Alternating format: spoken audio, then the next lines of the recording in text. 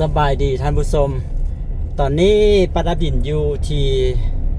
ภูเก้าลักเนาะนี่จุดสูงสุดของภูเก้าลักเรากำลังจะลงไปที่เมืองกาสีแขวงเวียงจันทน์นะทุกคนเบิ้งอันนี้คือภูเก้าลักเนาะเราเห็นอยู่นี่เห็นไหมโถนั่นมันเจือนลงไปจนยังเหลือแต่หินได้บัดนี้นะเนาะตอนนี้เรากำลังจะลงภูเก้าลักเดี๋ยวเราจะมาอัปเดตเบิ้งว่าภูเก้าลักนี่เป็นจังใดแล้วเนาะหลังจากที่ว่าเพิ่นมีการก่อสร้างแล้วก็เดี๋ยวจะมีการเก็บเงินค่าผ่านภูเก้าลักแห่งนี้เนาะนี่ยิ่งใหญ่อลังการแบบนี้เลยเนาะก็จุดที่จะเก็บเงินป้อมเก็บเงินเพิ่นก็เฮ็ดแล้วนี่ทางหน้าอันนี้จะเป็นป้อมเก็บเงินวันนี้จะเป็นจุดชมวิวภูเก้าลักนะอันนี้ก็จะเป็นป้อมเก็บเงินแต่ว่ายังบ่ทันได้เก็บเทื่อเพิ่นสิเริ่มเก็บแต่เดือนใดปีใดปฐดินก็บ่แน่ใจเนาะอันนี้จะเป็นจุดชมวิวภูเก้าลักนะเดี๋ยวเราจะลงไปแล้วก็จะอัปเดตเบิ่งว่า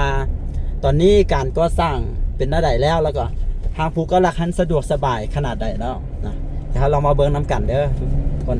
ก็บ่ได้อัปเดตดนพอสมควรนะมันจะเริ่มเก็บ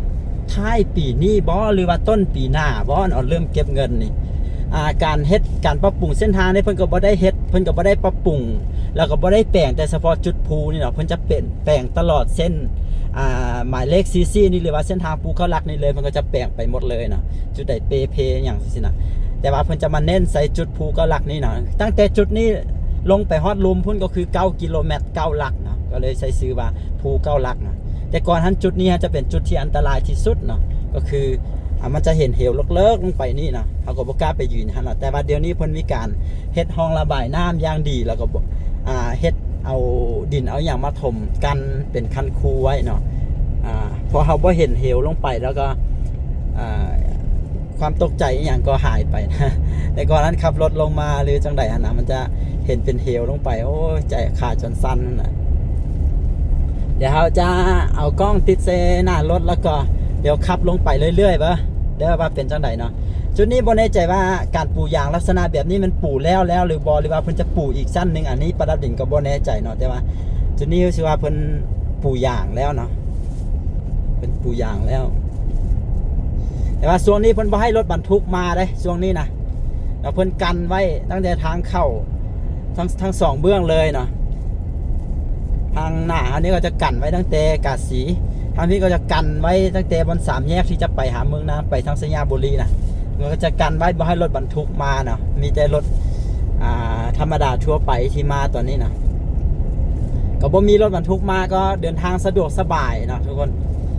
ก็เพิ่นก็แปลงทางแล้วแน่แล้วก็บ่มีรถบรรทุกมาแน่สินะก็เลยว่าสะดวกสบายปฐดินบ่แน่ใจว่าลักษณะแบบนี้มันแล้วบ่หรือว่าเพิ่นจะมีการปลูกอีกสั้นนึงหรือว่าจังใดอันนี้ปฐดินก็บ่แน่ใจเนาะแต่ถ้าปลูกลักษณะแบบนี้นะขั้นรถบรรทุกมาอีกก็ปฐดินก็ว่ามันจะเปเพอีกแล้วแต่ว่าเปเพเพิ่นก็น่าจะซ่อมแปลงไปเรื่อยๆเพราะเนื่องจากว่าต่อไปจะมีการเก็บเงินเด้ขั้นมีการเก็บเงินแล้วก็ทางก็น่าจะดีแล้วแหละที่ผ่านมาทางก็มีช่วงดีช่วงบ่ดีเนาะเพราะว่าความจริงรัฐก็สู้เต็มทีเลยกับเส้นทางภูเก้าลักนี่นะมีรถประจำมีทีมงานประจำอยู่นี่ตลอดเวลาเลยแล้วก็เส้นทางภูเก้าลักเนี่ยมันแปลงเท่าไหร่มันก็เพแปลงเท่าไหร่มันก็เพน่ะนี่คือดินเจือนลงมาใส่ทางแดน้ำไหลมาใส่ทางแดสินะเนาะแล้วก็ด้วยที่มันเป็นภูที่ซันหลายแล้วก็เวลารถบรรทุกมาคือแบบนี้นะขนาดว่าปูยางแบบแน่นๆเลยสินะรถบรรทุกมาแป๊บเดียวนึงก็แบบตัวที่ปูยางให้มันโคออกหมดนะเพราะบางทีรถมันก็เบรกลงไปถูลงไปบางทีรถตอนขึ้นมามันก็แบบฟรีขึ้นมาอย่างสิมันก็คดเอา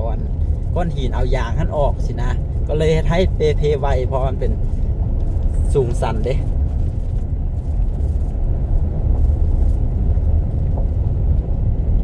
อันนี้ก็ลองเบิ่งว่าหลังจากแล้ว100%เราจะเป็นจังไดเนาะแต่ว่าตอนนี้ท่านปฐดินบ่แน่ใจว่าสิแล้วเป็นแบบนี้แล้วบ่หรือว่าจะมีการปลูกยางเพิ่มเติมคือเว้ามาเนาะ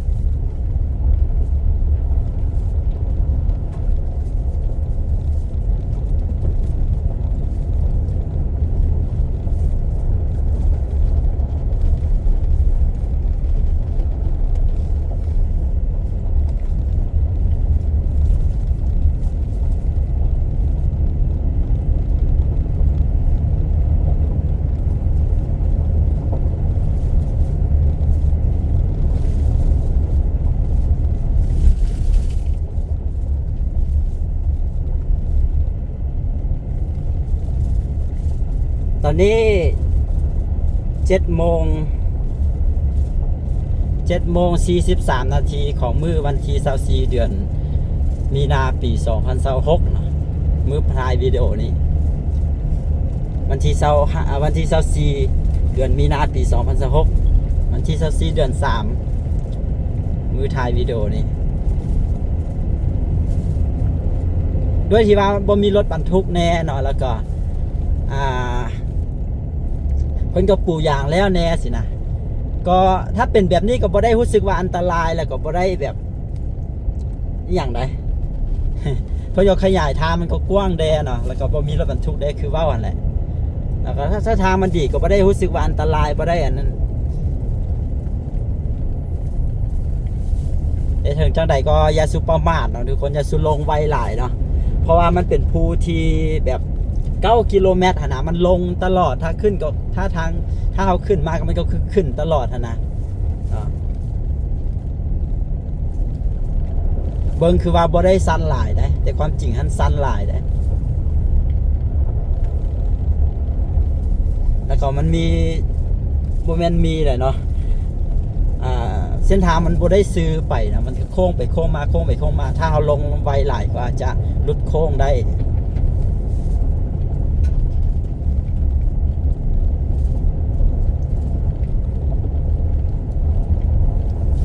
ถ้าเพิ่นแปลงห้องระบายน้ำดีๆบ่ให้ดินเจือนมาใส่ทางบ่ให้น้ำไหลมาใส่ทางก็อาจจะสวยได้หลายเลยแหละ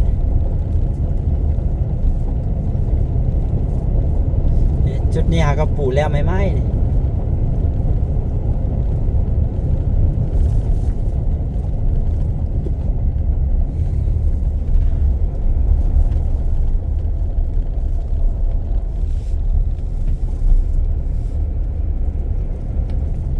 พอทางดีแล้วลงแป๊บเดียวก็สิ้นสุดแล้วเนี่ยเพิ่นให้แลนแต่20 กิโลเมตรต่อชั่วโมงความไว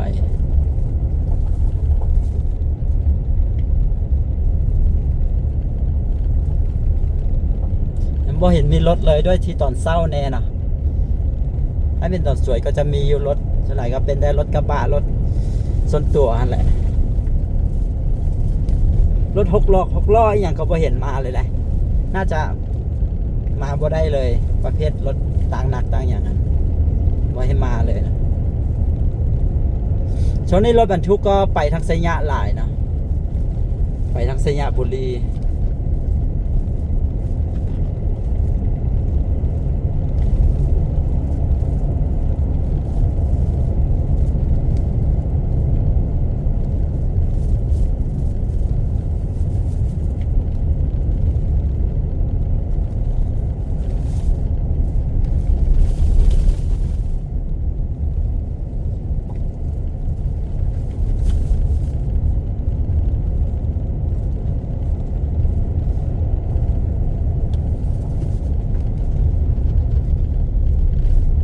อันนี้มันเป็นรถที่เขาเจ้าเฮ็ดเวียกอยู่เนี่ยนี่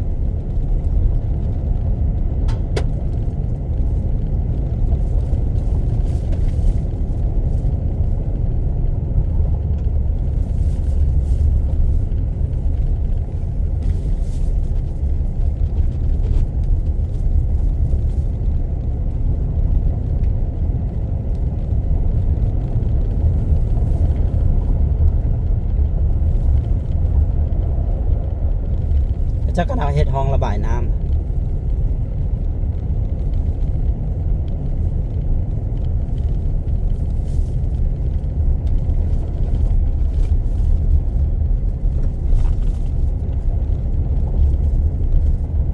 กำลังเฮ็ดห้องระบายน้ำ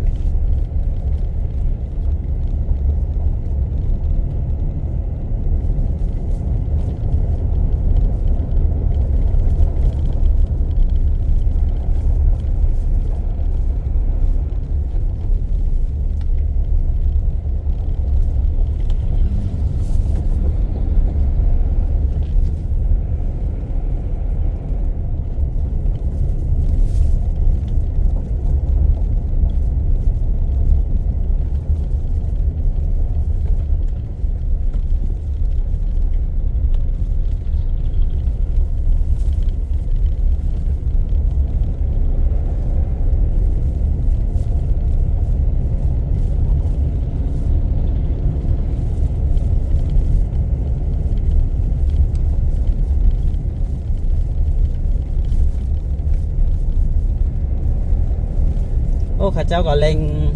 เฮ็ดอยู่ได้เนาะมีหลายทีมงานเฮ็ดซอยกันเป็นจุดเป็นจุดแบบนี้แล้วไว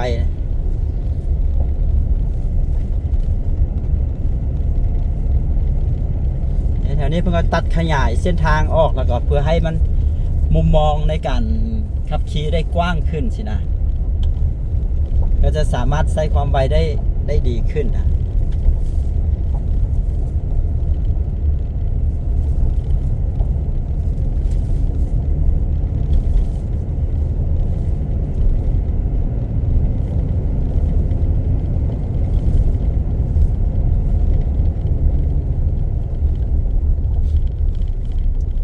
เป็นกำลังเอาอย่างพวกมาลง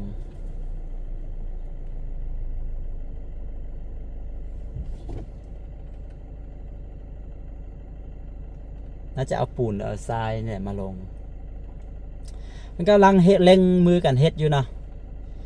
เบิ่งเฮ็ดห้องระบายน้ำแล้วก็เฮ็ดหลายทีมงานขนาดนี้มาใส่คนจำนวนหลายได้มาเฮ็ดนี่ตั้งแต่เทิงพุ่นลงมามันเฮ็ดเป็นจุดเป็นจุดเป็นจุดบางบอนในการเฮ็ดทางนี่ฮะมีคนบ่หลายนะต้องคอยเฮ็ดไปเรื่อยแต่อันนี้เพิ่นวางคนได้เป็นจุดเป็นจุดเป็นจุดแบบนี้เลย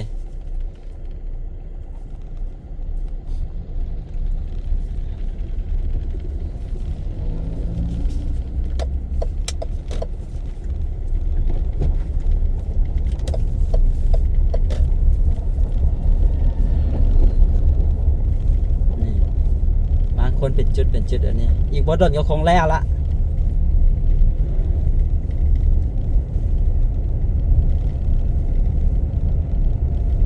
วันนี้มันก็ขยายออกกว้างเลย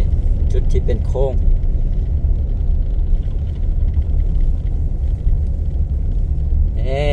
ถือว่าสุดแล้วนะภูเขาหลักเนี่ยก็ยังมีลงไปอีกน้อยนึงแต่ว่าจุดที่เป็นภูอันตรายอย่างสินะก็ถือว่าสิ้นสุดแล้วก็ประมาณนี้ได้ทุกคนภูเขาหลักในเมื่อวันที่24เดือนมีนาปี2026ก็คืบหน้าหลายแล้วพื้นผิวถนนก็ถือว่าโอเคแล้วตอนนี้นะถือว่าแบบบ่มีขุมบ่มีอย่างแล้วถือว่าลาดยางไปหมดแล้วนะแต่ว่ากำลังเฮ็ดห้องระบายน้ำอยู่ในตอนนี้เนี่ยเอามากล่องไว้นี่ก็คือจะเฮ็ดห้องระบายน้ำทั้งหมดเลยอย่างนี้ก็จะเฮ็ดคือกันก็จบวิดีโอนี้ไว้ได้เพียงเท่านี้ขอขอบใจทุกคนที่เข้ามาเบิ่งด้วยเนาะทั้งหมดนี้ก็คือการอัปเดตเส้นทางภูเก้าหลักหรือว่าเส้นทางหมายเลขซีที่ตัดจากกาสีไปหาเมืองนานซึ่งเป็นเส้นทางสำคัญแล้วก็เป็นเส้นทางที่คนนิยมใช้กันเป็นจำนวนหลายเนื่องจากว่ามันถือว่าเป็นเส้นทางลัดที่ใช้ระยะเวลาน้อยในการขึ้นไปทางเหนือนะคือแต่ก่อนถ้าบ่มีเส้นนี้ก็คือคนก็จะไปกันเส้นทางภูคูนเนาะแต่ว่ามันโค้งมันไก่แล้วก็เส้นทางมันคดเคี้ยวยิ่งช่วงนี้เส้นทางภูคูนก็เพ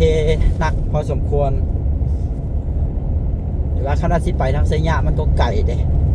คนก็นิยมมากันหลายที่สุดเพราะย่นเวลาได้ประมาณจาก2 หา 3 ชั่วโมงเลยที่เนาะในการใช้เส้นทางนี้กับเส้นทางอื่นนะคนก็เลยว่านิยมกันมาทางนี้เนี่ยมันก็จะแปลงแบบนี้เนาะจุดนี้ก็จะแปลงหมดเลยก็โอเคว่ามายาวแล้วจบได้แต่เพียงเท่านี้อีหลีวันนี้มันทางเว้นเพื่อนจะเป็นแปลงทางเทิงนี้ได้ไปพบกันวิดีโอต่อไปเด้อขอบใจทุกคนที่เข้ามาเบิ่งสบายดี